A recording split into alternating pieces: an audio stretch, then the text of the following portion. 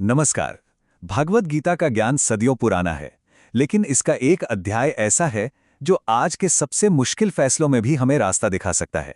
तो चलिए दूसरे अध्याय के उस गहरे मार्गदर्शन को समझते हैं, जो सिर्फ अर्जुन के लिए नहीं, बल्कि हम सभी के लिए है। हम सब कभी ना कभी इस सवाल से जरूर जूझते हैं, है ना? जब एक तरफ हमारा कर्तव्य हो और दूसरी तरफ हमारी भावनाएं, तो सही रास्ता कैसे चुना जाए? कुरुक्षेत्र के मैदान में अर्जुन भी बिल्कुल इसी दुविधा में फंसे थे। जरा सोचिए, कुरुक्षेत्र का विशाल युद्ध का मैदान, दो सेनाएं आमने सामने खड़ी हैं और उनके बीच में महान योद्धा अर्जुन अपने जीवन के सबसे बड़े धर्म संकट का सामना कर रहे हैं। अर्जुन ने जब अपनी ही आंखों से देखा कि सामने कौन खड़ा है, तो उनका दिल बैठ गया। उनके गुरु द्रोणाचार्य, उनके पितामह भीष्म और उनके अपने ही भाई बंधु। करुणा और मोह ने अर्जुन के दिल को एकदम से जकड़ लिया और वो टूटे हुए मन से श्रीकृष्ण से कहते हैं, हे माधव, अपनों को मारकर कैसा सुख? ऐसे राज्य से मेरे दिल को कभी शांति नहीं मिल पाएगी। उनका मन इतना बेचैन हो गया कि उनके हाथ कांपने लगे। उन्होंने अपना धनुष नीचे गिरा दिया और रथ के पिछले हिस्से में जाकर बैठ गए। ऐसा लगा मानो जीवन ने उनकी सारी शक्ति ही छीन ली हो। और बस यहीं से कहानी में एक निर्णायक मोड़ आता है।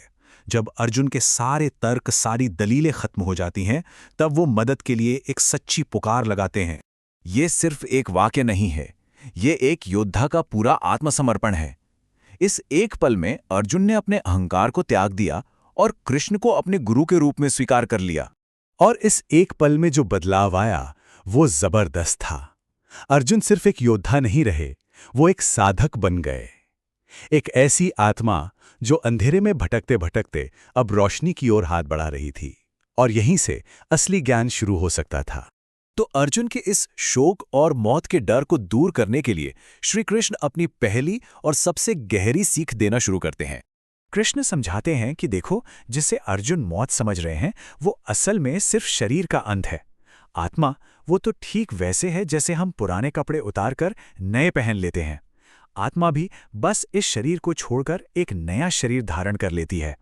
इस आत्मा को न कोई हथियार काट सकता है, न आग जला सकती है। ये अजर है, अमर है, अविनाशी है। इसलिए जिस चीज को नष्ट करने से अर्जुन डर रहे थे, वो तो किसी का असली स्वरूप था ही नहीं।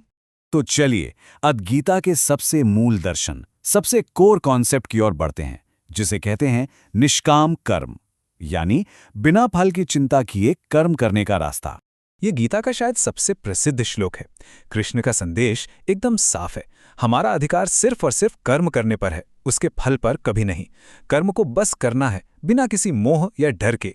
तो इस गहरी फिलॉसफी को जीवन में उतारने का ये एक सरल सा फॉर्मूला है। सबसे पहले अपना धर्म यानी अपनी सही ड्यूटी को पहचानो, फिर उसे पूरी लगन से करो, और आखिर में जो सबसे मुश्किल है, परिणाम की चिंता ईश्वर पर छोड़ दो। लेकिन बिना फल की चिंता किए कर्म करने के लिए मन की एक खास अवस्था चाहिए, है ना? तो आइए अब अगले हिस्से में चलते हैं और देखते हैं कि ये अवस्था कैसे हासिल की जाती है। कृष्ण एक ऐसे आदर्श मन की स्थिति के बारे में बताते हैं जिसे स्थितप्रज्ञ कहा जाता है। ये मानसिक संतुलन की एक परफेक्ट स्टेट है, जहां बाहर की परिस्थितियां मन की शांति को भंग नहीं कर पाती। कृष्ण उस नेगेटिव चेन के बारे में भी चेतावनी देते हैं जो हमें बर्बादी की तरफ ले जाती है। ये शुरू होती है किसी चीज के जुनून से, जो अटैचमेंट पैदा करता है। जब इच्छा पूरी नहीं होती तो गुस्सा आता है, और गुस्सा वो बुद्धि को नष्ट कर देता है, और जब बुद्धि का ही नाश हो जाए तो विनाश तो तय है। तो फिर सवाल यह है कि इस विनाश की चेन को तोड़ा कैसे जाए, स्थायी शांति कैसे पाई जाए? इसका जवाब कृष्ण की अंतिम शिक्षाओं में छिपा है। कृष्ण इंद्रियों पर काबू पाने के महत्व को समझाने के लिए कछुए का एक बहुत ही पावरफुल उदाहरण देते हैं।